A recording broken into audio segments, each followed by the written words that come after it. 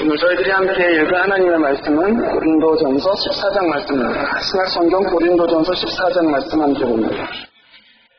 고린도전서 14장 1절부터 19절까지의 말씀을 여러분과 제가 한 절씩 교독합니다.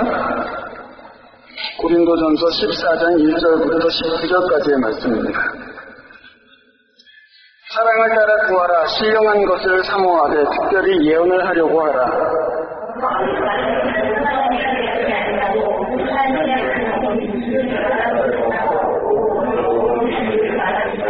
그러나 예언하는 자는 사람에게 말하며 덕을 세우며 혼면하며 아니하는 것이요.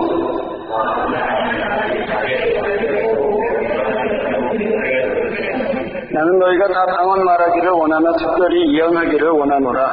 방언을 말하는 자가 만일 교회의 덕을 세우기 위하여 통역하지 아니하면 예언하는 자만 못하니라.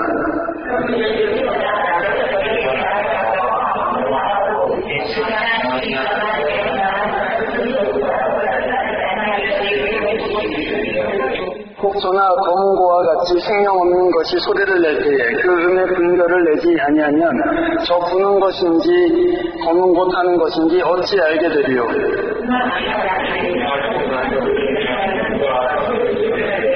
이와 같이 너희도 혀로서 알아듣기 쉬운 말을 하지 아니하면 그 말을 하는 것을 어찌 알리요. 이는 허공에다 말하는 것이라.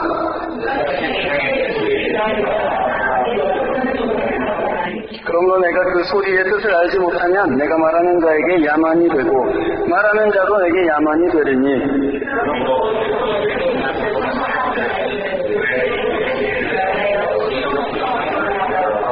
그러므로 방언을 말하는 자는 통역하기를 기도하였으니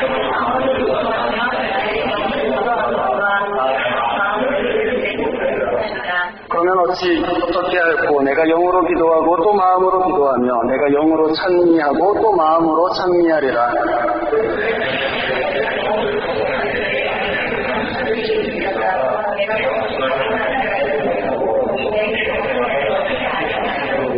너는 감사를 잘하였으나 그러나 다른 사람은 덕수염을 받지 못하리라.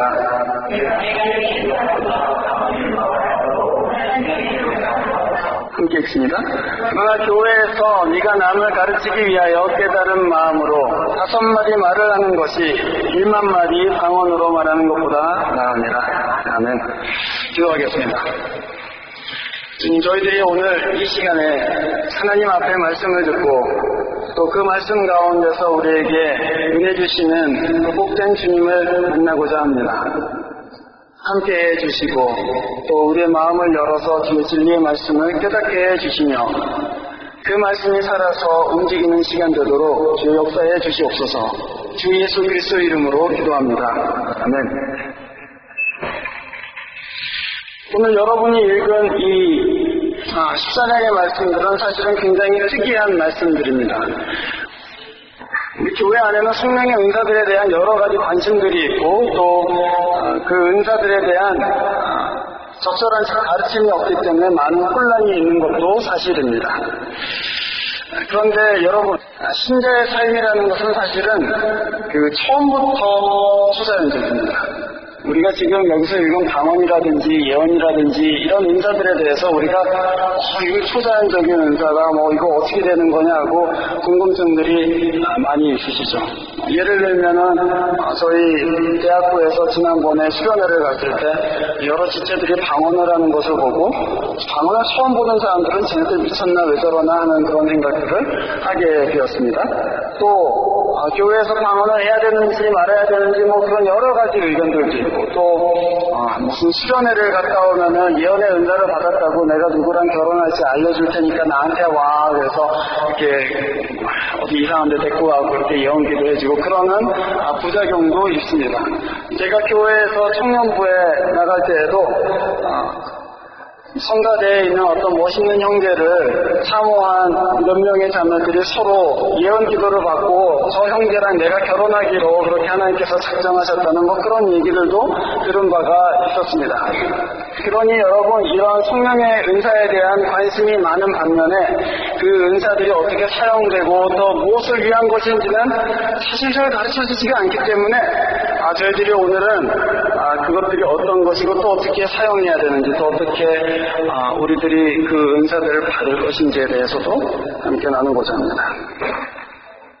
제가 아까 말씀드린 대로 그리스도인의 삶, 그 안에서 나타나는 은사들은 상당히 초자연적인 것이라고 생각되기 때문에 그것을 이게 뭔가 하고 그렇게 관심이 많습니다. 방언 같은 경우에 그렇죠.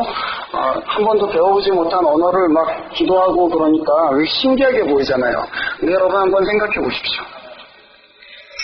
그리스도인의 삶은 처음부터 초자연적입니다.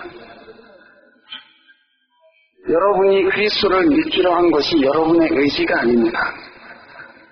그리스도인으로 산다는 것은 다른 말로 하자면 하나님의 영이 여러분 마음 가운데 들어와 여러분을 인도하고 여러분에게 너는 내 자녀다라고 확인시켜 주시는 것을 의미합니다. 말하자면 그리스도인의 삶이라는 것은 성령에 인도되는 삶이라는 얘기죠. 그래서 바울이 로마서 8장에서 뭐라고 했냐면은 너희가 그리스도의 영이 없으면 그리스도의 사람이 아니다 이렇게 얘기하셨습니다. 그리스도의 영이 너희 가운데 있지 않으면 너는 그리스도의 사람이 아니다 그렇게 얘기해요.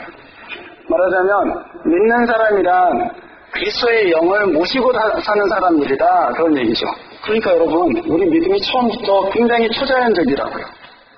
그걸 인지하지 못할 뿐이지 우리의 믿음은 처음부터 끝까지 초자연적입니다. 사실은. 보이지 않는 하나님과의 영적인 교제, 그것이 믿음의 핵심입니다.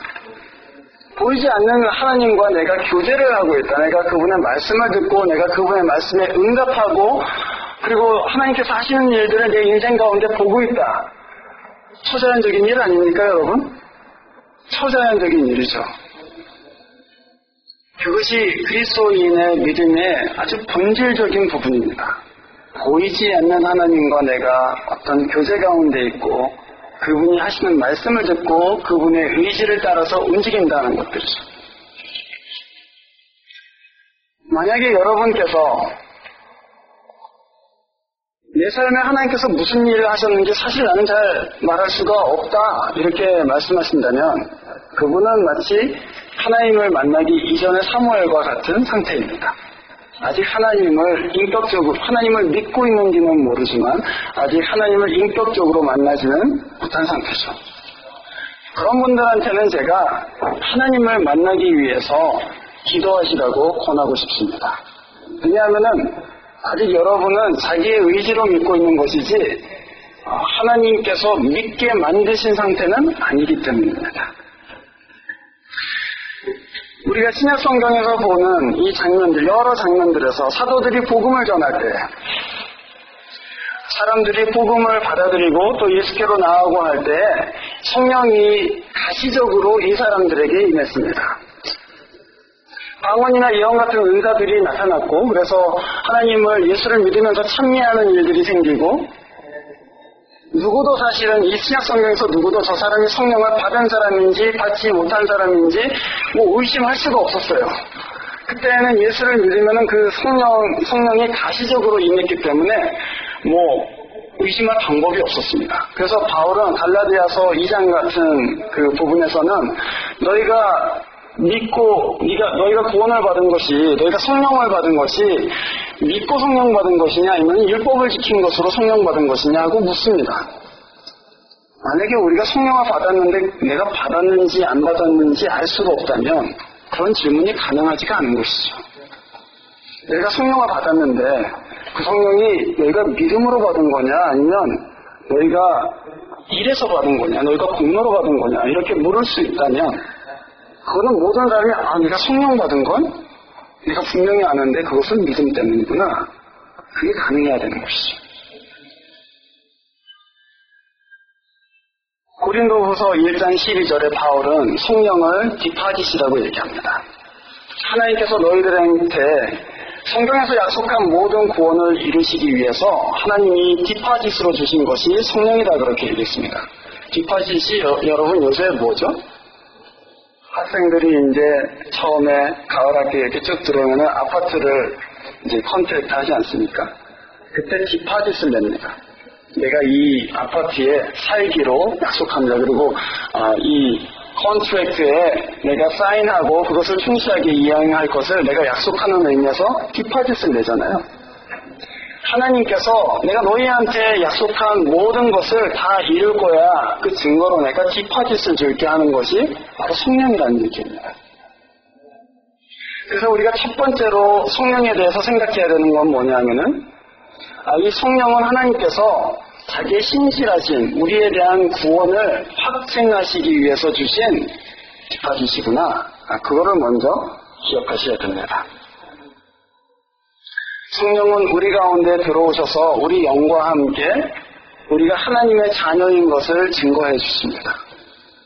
그래서 누구도 성령이 없이는 예수를 주라고 말할 수가 없어요. 성령이 이 안에 계셔서 우리에게 믿게 만드시기 때문에 하나님이 제 아버지십니다라고 말할 수 있는 거예요. 여러분, 누가 자기 육신의 아버지가 아닌 다른 분한테 아버지라고 기도를 할 수가 있어요. 제가 예전에 만난 한 청년은 예수를 믿어야 되나 말아야 되나 그러고 있었는데 실현에 가서 기도를 하라고 하는데 기도를 할 수가 없대요. 그래서 왜 기도를 할 수가 없냐고 했더니 저는 그 이름을 부를 수가 없습니다. 그렇게 얘기해요. 그 말이 맞는 얘기예요, 여러분. 여러분이 그 하나님을 하나님이라고 부르는 것, 예수를 내 주님이라고 부르는 것, 하나님을 내 아버지라고 부르는 것, 그건 사실은 그냥 맨정신 갖고는 부를 수 없는 얘기죠.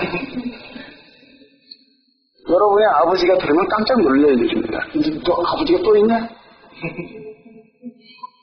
여러분 안에 성령이 여러분에게 저분이 너의 아버지이시다, 저분이 너의 주님이시다라고 증거하시기 전까지는 여러분이 그분을 아버지라고 부를 수가 없는 것이 당연합니다.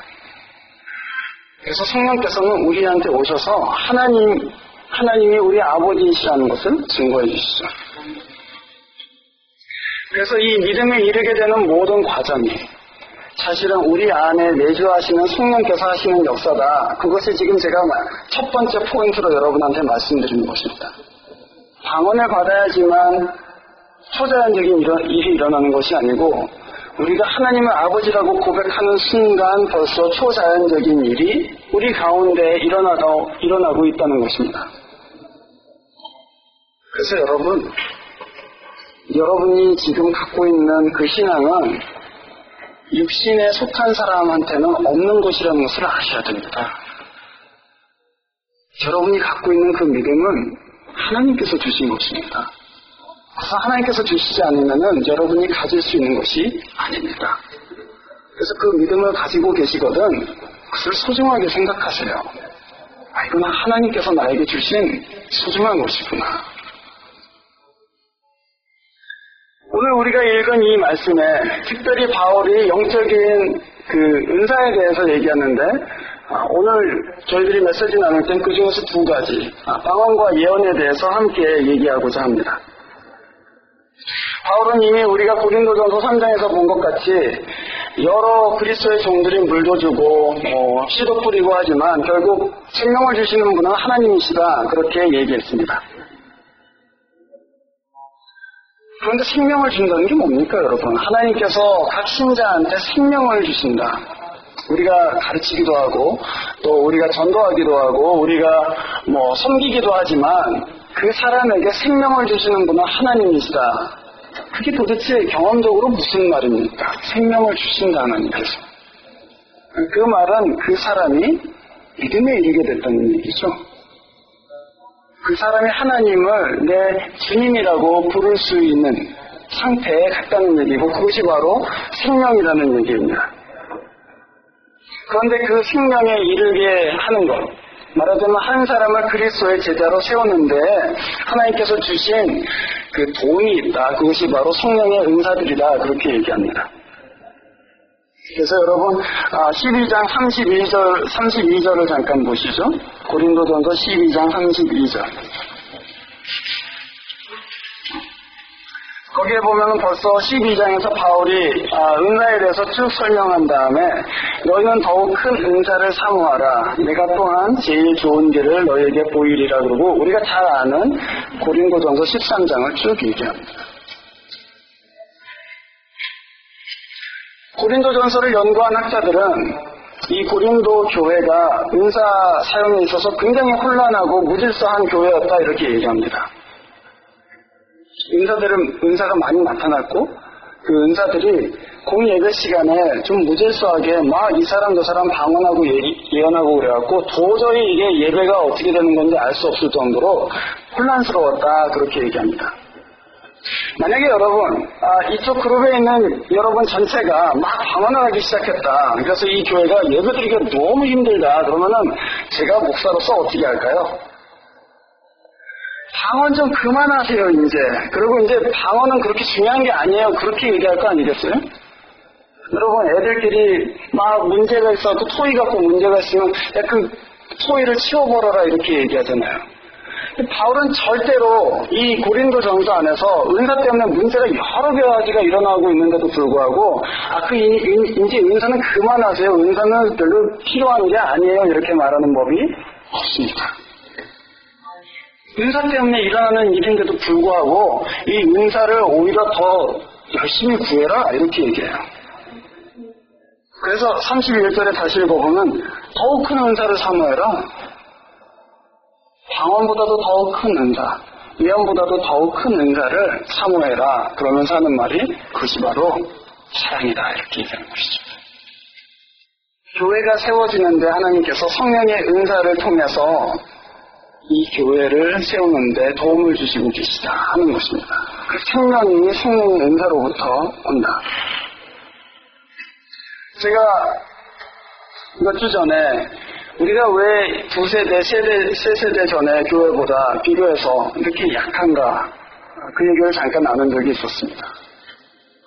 왜 교회가 이전에 열심히 있던 세대보다 훨씬 약할까요? 저는 사실 또 하나의 이유를 여기서 찾는데 그것은 우리가 인간적인 능력이 너무 의존하고 있기 때문입니다. 우리는 이전 세대보다 훨씬 더 잘 사는 세대가 됐습니다. 그리고 좀 많이 세련된 교회가 됐어요, 사실. 그런데 그러면서 우리가 하나님의 능력에 의존하는 교회가 아니라 우리가 갖고 있는 것을 의존하는 교회가 됐습니다. 이전에는 주일학교 교사를 한다는 것은 이 주일학교 애들을 위해서 밤낮으로 기도하는 것을 의미했습니다. 그 아이들을 위해서 기도하는 거예요. 그런데 요새는 주일학교 교재도 너무 잘 돼 있고 크래프트도 너무 잘 돼 있고 그래서 주일학교 교사하는 것이 너무 쉽습니다, 사실은. 그냥 이 교재 그거 그냥 하면 되고 그거 그대로 프리젠트 하면 되고 애들 크래프트 하라고 하면 되고 예전엔 크래프트도 없고 아무것도 없어요. 그러니까 할 수 있는 방법이 뭐예요? 그거로 앉아서 기도하는 거예요. 근데 우리는 지금 그렇지 못하죠. 교회가 연약해지는 중요한 이유 중에 하나는 뭐냐면은 자기가 갖고 있는 것을 의지하여서 하나님이 주시는 능력을 의지하지 않는 것입니다.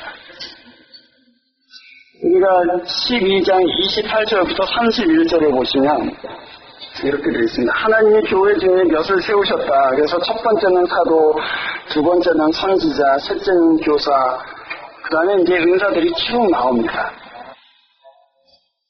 이런 공적인 직분들과 그 다음에 뒤에 있는 방언이나 예언이나 병 고치는 은사 그 모든 것을 바울은 은사라고 얘기합니다. 말하자면 사도나 선지자나 또는 교사와 같은 직분들도 그냥 잘 가르치기 때문에 그 직분에 있는 것이 아니라 그런 얘기입니다. 그 직분은 하나님께서 기름을 부어주셔야지만 제대로 감당할 수 있다 그런 얘기죠. 저희들이 지금 이 교회에서 여러 가지 직분으로 섬기고 있습니다. 노래를 잘하는 사람은 찬양팀으로 섬깁니다. 티칭을 잘하는 사람은 교사로 섬깁니다. 그리고 말을 잘하는 사람은 무슨 목사라고 이렇게 서 있습니다. 말을 잘하는지 잘 모르겠어요. 네. 그런데 한 가지 분명한 건 뭐냐면 바울은 그런 직분은 뭐를 잘해서 그 자리에 섰을 수는 있겠지만 찬양팀인데 노래를 너무 못하면 어떻게 쓸 수가 있겠어요. 노래는 일단 잘 해야 되겠죠. 악기도 잘 해야 되겠죠. 하지만 그것만으로는 감당할 수 없다. 그렇게 얘기하는 것입니다. 주님의 찬양을 부를 때 내가 노래를 잘한다고 해서 찬양할 수 있는 것이 아니다라는 얘기입니다. 내가 학교에서 티칭을 너무 잘하는데 교회 와서 티칭을 잘하기 때문에 주일학교를 잘 섬길 수 있다. 그게 아니란 말이라고요. 설령 네가 티칭을 제대로 하지 못하여도 내가 너에게 가르치는 은사를 주고 네가 그 은사의 통로가 되어서 네가 대학 교수나 교육 전문가보다 훨씬 더 못 가르치는데도 불구하고 네가 가르치는 애들은 믿음에 이르게 해주겠다. 그게 하나님의 약속이라고요. 그래서 우리가 우리의 은사, 우리의 능력, 우리가 갖고 있는 것을 의지하는 것이 아니라 내가 갖고 있음에도 불구하고 하나님, 저한테는 티칭의 은사가 필요합니다. 하나님, 제게는 노래할, 찬송을 부를 은사가 필요합니다. 하나님, 제게는 소직할 수 있는 은사가 필요합니다. 라고 하나님께 구해야 된다는 것입니다. 그 능력은 하나님께로부터 온다, 그것이죠. 제가 제 고백을 하면 저는 오랫동안 앞에서 설교하고 또 티칭하고 했기 때문에 그거를 그냥 잘할 수 있습니다. 그런데 제가 목회를 하면 할수록 깨닫는 것은 뭐냐면 하나님께서는 말을 잘하는 사람을 찾는 것이 아니구나. 하나님은 통로가 되기를 원하는 사람을 찾으시는구나. 그거예요. 내가 잘나서 한다면 그건 하나님께서 아무런 일을 하실 수가 없구나. 누구든지 여러분, 이 교회를 섬기기 위해서는 자기의 재능으로 섬기는 것이 아닙니다. 사실은 하나님께 구해야 되는 거예요. 그래서 부족하더라도 하나님, 제가 통로가 되게 해 주십시오. 하나님의 능력이 흘러갈 수 있게 저를 하나님께 드립니다. 그게 진짜 이 교회를 섬기는 사람들이에요. 교회를 세우고자 하는 간절한 마음이 있다면 그러면 하나님께 우리가 구해야 될 때라는 것이죠. 왜냐하면 바울은 교회를 섬기기 위해서 하나님께서 우리들에게 이 여러 가지 은사를 주셨다 이렇게 얘기했기 때문입니다. 그러면 여러분, 이 14장에서 우리가 읽은 대표적으로 방언과 예언이라는 은사에 대해서 한번 생각해 보도록 하겠습니다. 이 두 가지 은사는 주로 말에 관한 것입니다. 방언도 말로 하는 것이고 예언도 말로 하는 것이죠. 그래서 우리가 말하는데도 은사가 필요하구나. 그것이 첫 번째입니다. 방언은 알아들을 수 없는 언어로 하나님께 기도합니다. 예언은 알아들을 수 있는 언어로 사람들에게 얘기합니다. 회중들한테 얘기합니다. 그래서 말하는 방향도 다르고 언어도 다릅니다. 방언은 알아들을 수 없는 말로 하나님께 기도하고 예언은 알아들을 수 있는 말로 사람들에게 얘기합니다. 그게 두 가지가 다른 점입니다. 하지만 방언이 통역되면 교회에 얘기할 수 있기 때문에 예언과 같아지는 것이죠. 방언을 말하는 사람은 그 내용을 알아듣지 못합니다. 그래서 방언으로 기도하는 사람들은 자기가 무슨 기도를 하는지를 몰라요. 저도 새벽에 여기 나와서 기도할 때 방언으로 기도합니다. 그런데 제가 방언으로 기도하고 나면 제 마음이 시원해지지는 않습니다. 뭐라고 하는 거지? 제가 방언을 저도 들으면서 뭐라고 하는 거지? 그리고 이상할 때가 있는 것이죠. 그래서 여러분, 여기 13절, 14절을 보시면 그러므로 방언을 말하는 자는 통역하기를 기도해라. 자기도 무슨 말인지 모르니까. 그러면서 14절에 이렇게 얘기합니다.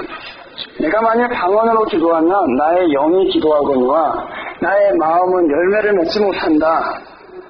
그러나 어찌할꼬 내가 내 영으로 기도하고 또한 마음으로 기도하며 내가 영으로 찬송하고 또한 마음으로 찬송하리라. 이렇게 얘기합니다. 이게 무슨 얘기죠, 여러분? 방언을 말하는 사람들은 이 방언에 대해서 굉장히 특이한 한 가지 점을 깨닫게 됩니다. 그것은 뭐냐면은 내가 말하는 말인데 내가 알아들을 수 없다. 그런데도 불구하고 그것이 나에게 유익이 된다는 것입니다. 내가 알아들을 수 없는데도 나한테 유익이 된다. 그게 무슨 일입니까? 바울은 방언을 말할 때 내 영이 기도한다고 그랬어요.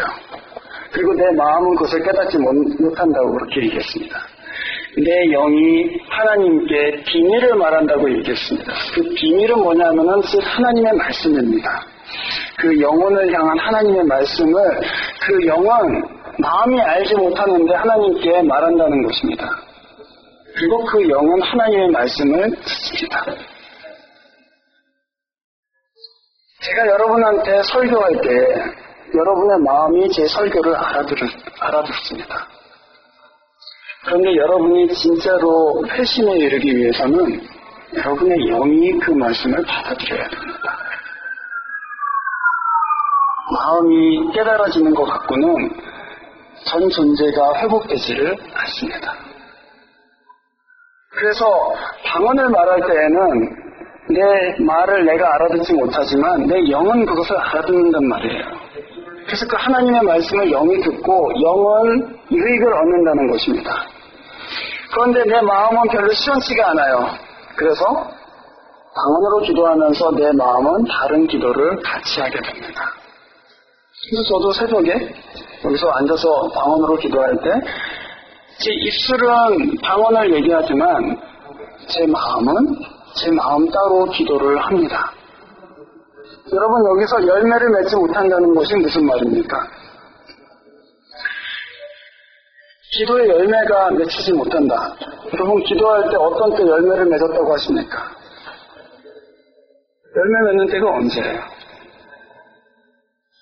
기도를 쭉 하다가 하나님이 들으셨구나 라는 것을 알 때예요. 하나님이 이 일을 하시겠구나. 또 하나님께서 이 기도를 들어서 더 이상 내가 하나님 앞에서 이 문제로 씨름할 필요가 없어졌구나 할 때가 열매 맺는 때예요. 또 하나님이 내 사정을 아셨구나 그러고 하나님의 마음이 내게 알려질 때 그게 기도의 열매가 되는 것이죠. 근데 방언에는 그게 없어요. 왜냐하면 알아들을 수가 없기 때문이죠.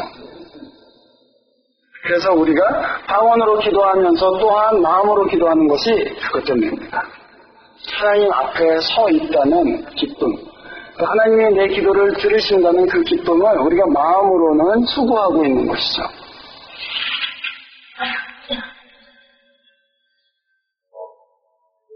그에 반해서 예언은 알아들을 수 있는 말로 교회에 얘기하는 것입니다.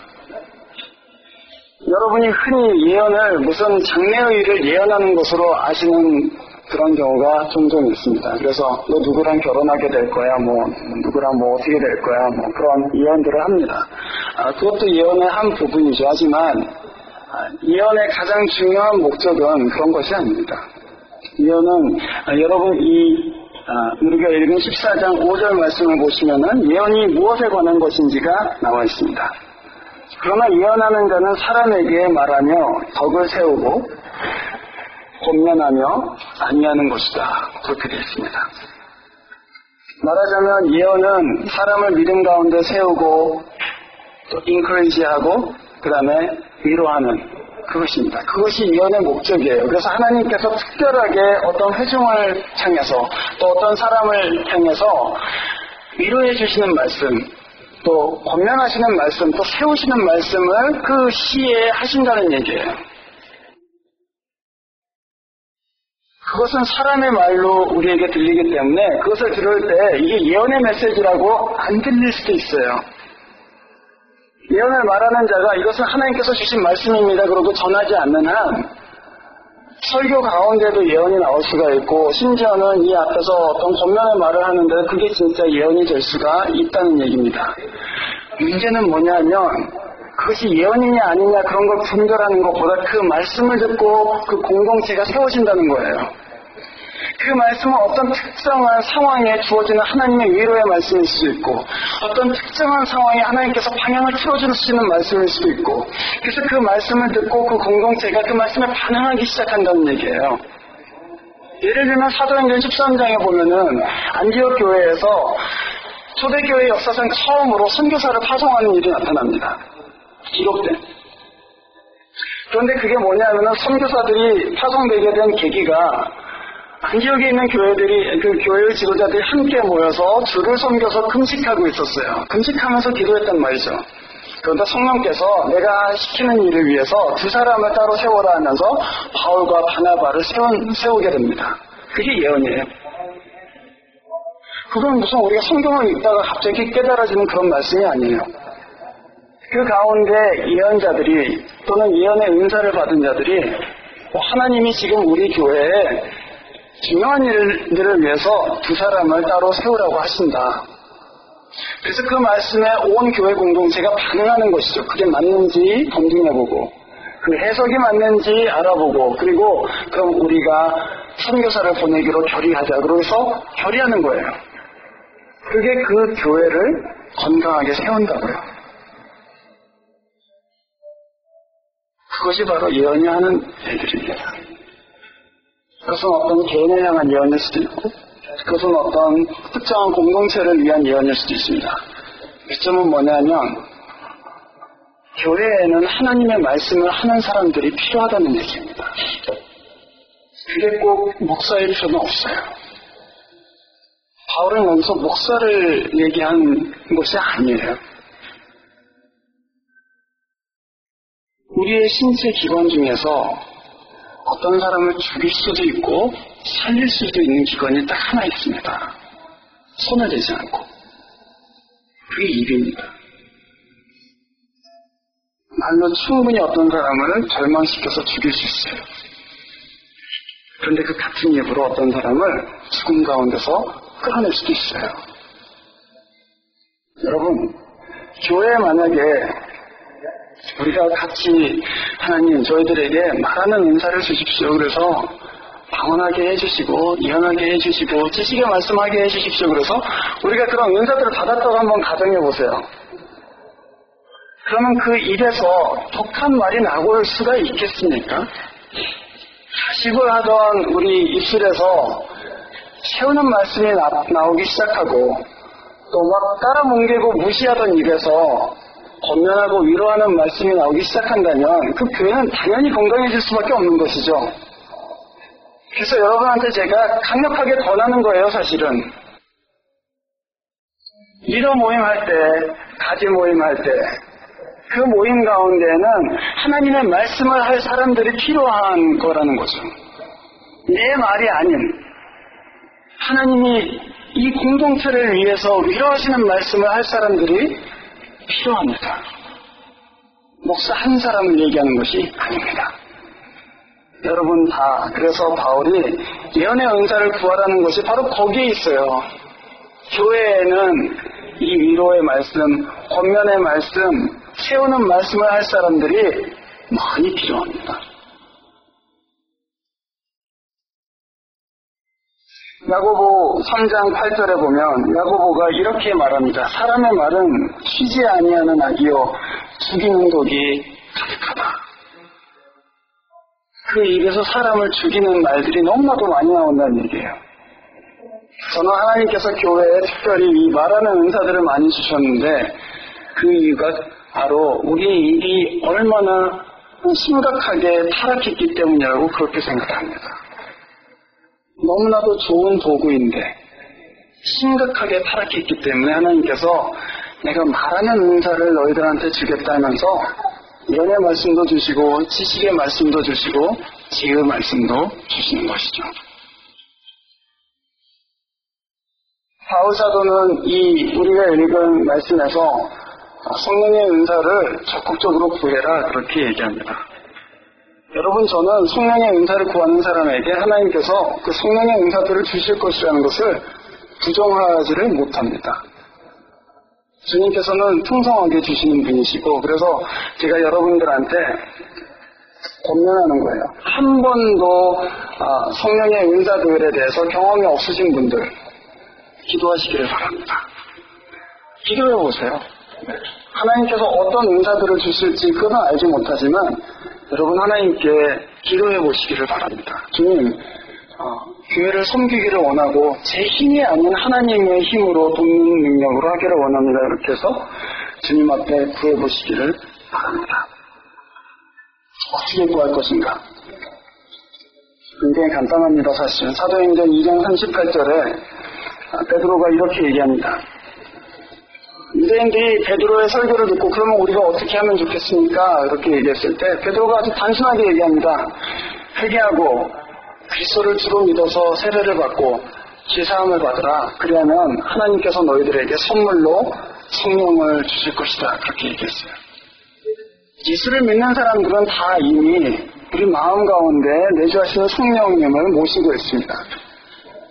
지금은 어느 때냐면 여러분이 예수를 믿고 계신 분이라면 그 내주하시는 성령님께서 여러분을 통로로 삼아서 일하실 때입니다. 그래서 성령님께 주님, I'm ready. 저는 준비가 됐습니다. 주님께 제 입술을 드립니다. 주님께 제 봉사를 드립니다. 주님께 제 티칭의 연사를 드립니다. 사용해 주시고 풍성하게 해 주십시오. 이렇게 기도하셨으면 좋겠습니다. 오늘은 종교개혁 주일입니다. 그래서 498주년이에요. 이제 2년 있으면 500주년이 돌아옵니다. 종교개혁자들은 교회가 끊임없이 개혁되어야 된다고 그렇게 얘기했습니다. 하나님의 교회는 늘 개혁되어야 된다 그렇게 얘기했죠. 그러나 여러분, 개혁은 사람의 힘에서 되지 않습니다. 개혁은 언제나 우리 가운데 매일매일 새롭게 하시는 그 성령의 은혜로만 가능하게 됩니다. 사람의 능력과 지혜를 의지하지 않고 도우시는 하나님의 능력과 지혜를 의지해서 날마다 여러분 자신과 이 교회를 새롭게 만들어 가실 수 있기를 주의 이름으로 축원합니다. 기도하겠습니다.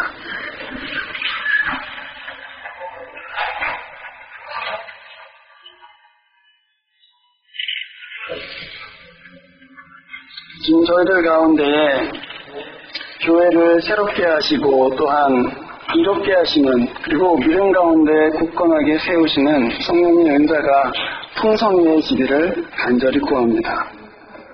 갈급하고 또 하나님 앞에 교회를 섬기기를 원하는 심령들, 주님 앞에 구할 때 하나님, 주님께서 교회를 이롭게 할 이런 은사들을 허락해 주시옵소서.